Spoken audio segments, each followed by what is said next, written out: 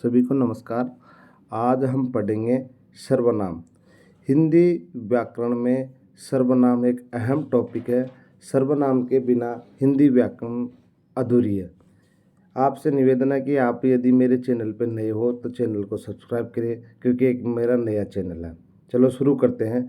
सर्वनाम है क्या और सर्वनाम इतना महत्वपूर्ण क्यों है? मोहन के भाई सोन से कहा कि आज मोहन खेलने नहीं जा रहा है, क्योंकि मोहन के पिता बीमार है।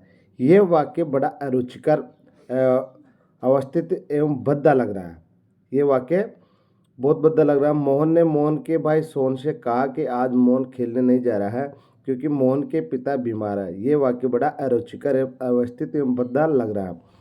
परंतु इसी को जब इस प्रकार लिखते हैं कि मोहन ने अपने भाई सोन से कहा कि आज वह मोहन खेलने नहीं जा रहा है, नहीं वह खेलने नहीं जा रहा क्योंकि उसके पिता बीमार है। यहाँ मोहन के भाई की जगह अपने मोहन की जगह वह और मोहन के पिता की जगह उसके लगाने से वाक्य सुंदर और क्रमबद्ध बन गया है। तो कहने का भाव यह है कि वाक्य को सुंदर व क्रमबद्ध बनाने के लिए सर्वनाम बहुत ही ज़्यादा जरूरी है। उसके वह अपने सर्वनाम शब्द है। इसी प्रकार संज्ञा के बदले बोले जाने वाले शब्द सर्वनाम कहलाते हैं। सर्वनाम सर्व तथा नाम दो शब्दों के योग से बना है। सर्व का अर्थ है शब्द तथा नाम का अर्थ है संज्ञा। इसी प्रकार संज्ञाओं के बदले जो शब्द आते हैं वह सर्वनाम कहलाते हैं। व्याकरण में सर्वनाम ऐसे शब्दों को कहते हैं जिनका प्रयोग सभी नामों अर्थात संज्ञाओं उनके स्थान पर हो। हिंदी में लगभग 11 सर्वनाम है। हिंदी में लगभग 11 सर्वनाम है। वह मैं, तू, आप, वह, यह, जो, सो, कोई, कुछ, कौन, क्या आदि है।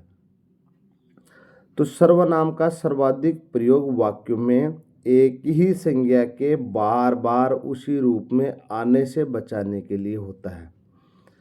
अब सर्वनाम का प्रयोग क्यों करते हैं कि एक ही संज्ञा के बार बार आने से बचाने के लिए किया जाता है। जैसे एक छोटा सा उदाहरण है, जैसे राम आज बाजार जाएगा। राम आज बाजार जाएगा। वहाँ राम एक पुस्तक खरीदकर राम के भैया को देगा, क्योंकि राम के भाई की परीक्षा निकट है। अब वाक्य में राम शब्द की बार बार आवृत्ति से वाक्य भद्दा लग रहा है।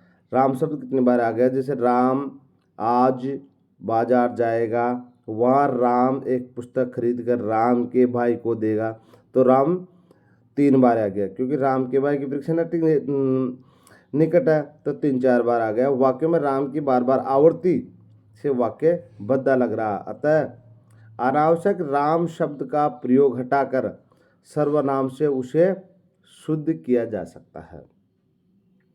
सर्वनाम एक प्रकार से गंगा का जल है जिसे वाक्य को शुद्ध किया जा सकता है। जैसे राम आज बाजार जाएगा, वहाँ वह अपने भाई को एक पुस्तक खरीद कर देगा, क्योंकि उसकी परीक्षा निकट है।